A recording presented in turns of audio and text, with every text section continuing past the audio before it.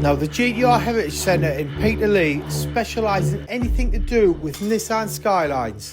They've got a warehouse full of Nissan GTRs ready to be restored, and this is going to be the first video following along with the restoration of this Nissan Skyline R33 GTR. It was wheeled from storage into the workshop to be stripped down, see just how much damage and how much corrosion was on the car, so that we could see the level of restoration that's needed on this car. And with the value of these cars increasing every day, people are putting a lot of work and a lot of effort into keeping them on the road.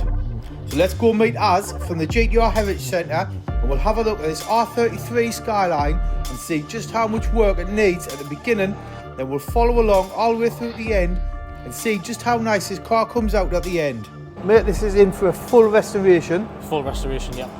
And it's quite a rough car, isn't it? If you don't mind the same, but it needs some love. It does. It needs some love. It is quite a big restoration on this one. You've pulled it out of storage. You've started stripping it. Obviously, we're nearly down to a bare shell, a rolling shell. Yeah. What have you found so far on it, mate? Because looking at it, it needs quite a bit. Yeah, so this car, it was already appraised when it came to us originally, and obviously when it's in storage, things do pop up more which weren't there before. So it's one of the benefits of having the car in storage, because it allows us to pull the car out of storage, review it, and then say, right, okay, well, that needs to be done, this needs to be done. So things that have popped up is, obviously there's a lot of filler here in this quarter. You can see it, there's lots of ripples, it's uneven, it's very, very nasty. Looks like it's had a bit of a knock here. Yeah, so a lot of Skylines and so on and so forth, they have had some sort of repair at some point, whether it's in Japan or in the UK, back in the day when they weren't worth a massive amount of money, unlike what they are worth now. So yeah, obviously on this car here, there's a lot of work to be done on the underside. The inner sills, outer sills, and the strengthener needs to be completely cut out and re-welded back in. Also, we're going to be doing stuff like the strut towers, which is at the front of the car. It's quite a common place for the Skylines to go, isn't it? Yeah, so on the Skylines, you can see there, what happens is this panel here is spot welded in from factory. And what happens is the original strut tower on a 32 GTR, it's actually unified, so it's two panels in one, but it's two panels for the entire strut part. On the 33 and the 34, it's only a double skin to there.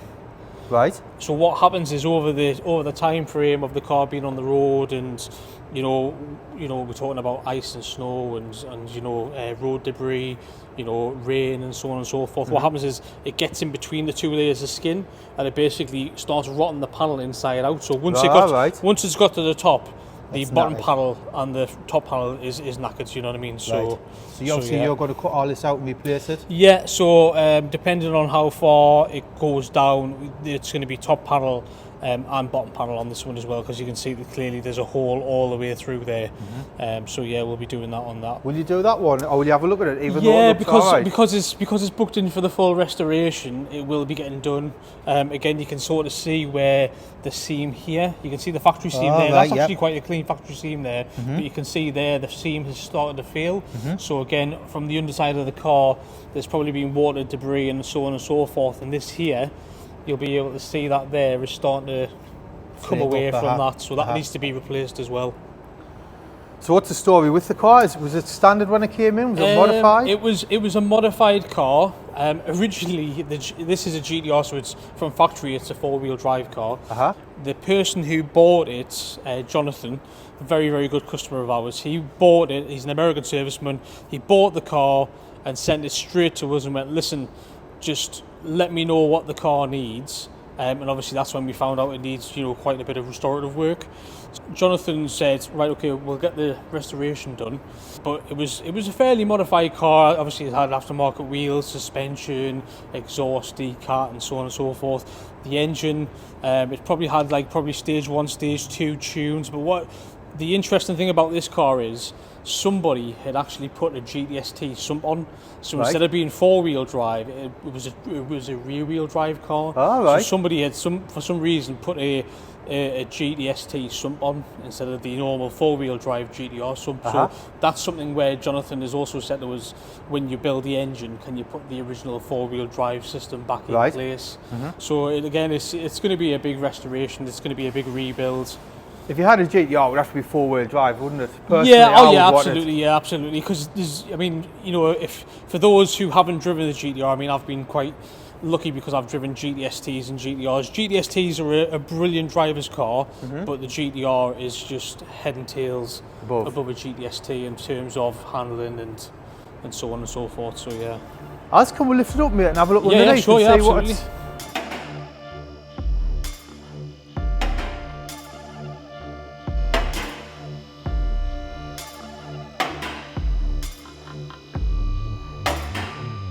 Right, so we'll have a look underneath. So you can see that's a rear quarter we're looking at, where it's full of filling. You can just see, obviously, full of holes. So yeah, rear pockets. These are quite a bad place to go on the 33 GTR. Again, this rear pocket here, you can definitely see that it's gone.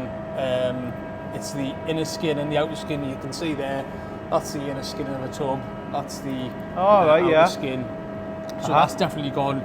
One of the main things again that can cause that is, you know, living in damp places like coastal places, Scotland and so on and so forth. A lot of issues that can arise on the boot floor is also, you know, the rear tail lights. So the rear tail lights, they're actually masticed in, but what happens is over the time the mastic starts to fail, and then what happens is all the water builds up here. Oh, there's a leak in the boot. So it basically leaks in the boot, and then you've got the actual boot itself can rot from the inside out. Right. Like I said, this is, you know, it needs serious restoration. Has this been in the UK long, this car? I couldn't see off the top of my head, but I believe it came into the UK in the early 2000s. Right. And I think obviously the owner or owners who have had it before have definitely enjoyed it and probably taken it out in poorer weather conditions. And you can see here as well, obviously there's holes. I mean, so obviously it needs full sills and so outer. Has it got a middle sill? Has it got inner sill? So it's what they call the inner strengthener. So we've got the outer sill here. It's obviously then got an inner strengthener, and then we've got like the inner part of the sill which then adjoins to the floor edge.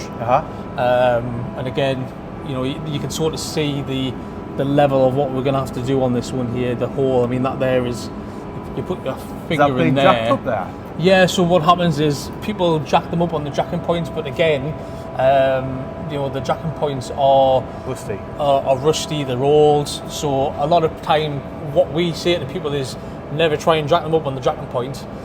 Always take them on this part here. Which is where the chassis leg meets.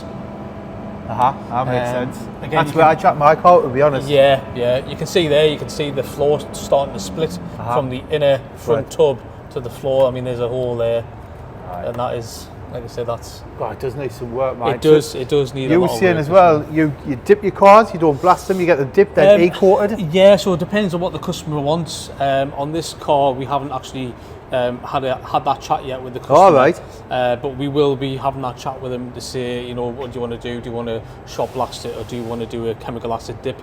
The benefits of a chemical acid dip is that the entire car gets stripped down to a bare shell. I'm talking wiring harnesses, you know, interior, all the dashes and everything just gets taken out. It's just a bare shell. We transport the shell to one of our companies that we use to do the acid dipping, and then it's just put into a tank, and then what happens is it's left in the tank. The acid basically eats at all the corroded metal, and then that gives us an indication when the shell comes back as what we've got to work with. But what we do is we then e-coat the shell so it prevents any further corrosion. Mate, amazing. Right, fellas, I hope you enjoyed that, and I hope you follow along with the restoration of the car. We're going to follow along the full thing, see just how much work it needs, and I'm sure you're going to find loads of more surprises, mate, when you start pulling this thing to bits. More than likely, yeah. All right. More than likely. Well, on the next video, hopefully we'll see the engine. We'll also see the car getting maybe dipped or blasted, whatever you want to do. Potentially, yeah. I'll leave links to the GTR Heritage Centre website and Instagram page, mate. Yeah, Facebook and Instagram, yeah. Facebook page as well. But I hope you enjoyed that, fellas. I can't wait to see where this car goes. But thanks for watching, and I'll catch you on the next video. Cheers. No worries, cheers. Nice one, mate. Yeah, cool, mate, no worries. So, If you put that stuff on a Google Drive, yeah, I'll put it and on I'll get I'll that. save it